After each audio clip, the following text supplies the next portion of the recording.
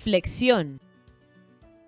La última edición de la AISC utiliza expresiones únicas para el cálculo de la resistencia nominal, las que deben ser multiplicadas por el factor de reducción de la resistencia o divididas por el factor de seguridad, según esté diseñado con LRFD o tensiones admisibles, ASD, respectivamente. Vamos a considerar primero la resistencia nominal de vigas de sección compacta. El factor de reducción de la resistencia pi es igual a 0.9 y el factor de seguridad omega es igual a 1.67. Los estados límite o modos de falla a considerar son plastificación de la sección y volcamiento.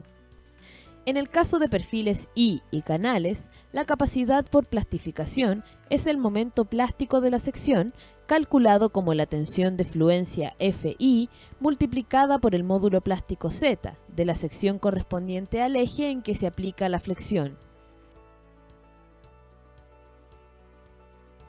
La capacidad al volcamiento va a depender de la distancia entre arriostramientos laterales. Para longitudes no arriostradas LB menores que LP, el estado límite de plastificación controla. Para longitudes no arriostradas LB mayores o iguales que LR, el estado límite de volcamiento elástico controla la capacidad. Esta está dada por el momento crítico de volcamiento elástico, multiplicada por el factor C sub B para considerar el efecto en la forma del diagrama de momento. Para longitudes LB entre LP y LR, la capacidad está dada por una transición lineal entre MP y MR, el momento de primera fluencia considerando tensiones residuales.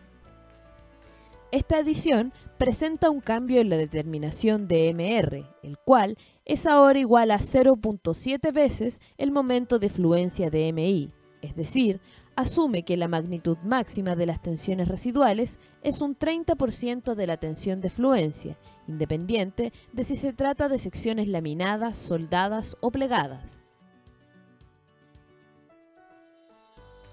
En el caso de secciones tubulares redondas, cuadradas o rectangulares, los momentos de inercia de la sección en torno a sus ejes principales son iguales o muy parecidos. Como se explicó anteriormente, cuando esto ocurre, el estado límite de volcamiento no se produce. Por lo tanto, la capacidad de secciones tubulares compactas está dada por el estado límite de plastificación solamente. Perfiles T y TL son secciones con un solo eje de simetría. Cuando la carga está aplicada en este eje, la resistencia nominal está dada por los estados límite de plastificación y volcamiento. En el caso de la plastificación, el momento plástico está limitado a 1.6 veces el momento de fluencia MI si es que el alma se encuentra mayormente en tracción, y a MI si es que ésta se encuentra principalmente en compresión. Esta diferencia da cuenta de la mayor inestabilidad del alma de la T. Para considerar este efecto, además se considera un factor C sub B igual a 1 para cualquier forma de diagrama de momento.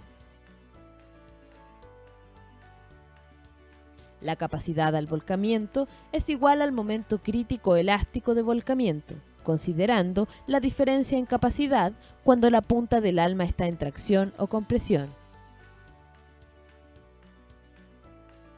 No es frecuente utilizar ángulos como elementos en flexión. Cuando es necesario utilizar estos elementos, o cuando la flexión inducida en ellos por la interacción con el resto de la estructura es no despreciable, la AISC entrega las siguientes disposiciones. La sección puede fallar por plastificación o volcamiento. En el caso de plastificación, la capacidad se limita a 1.5 veces el momento de fluencia MI, donde MI se calcula para el eje de flexión. El factor de forma de ángulos flectados en torno a cualquier eje excede 1.5, así es que se determinó utilizar este valor como una cota inferior de la resistencia por plastificación. Si el ángulo está continuamente restringido lateralmente, el estado límite de plastificación controlará el diseño.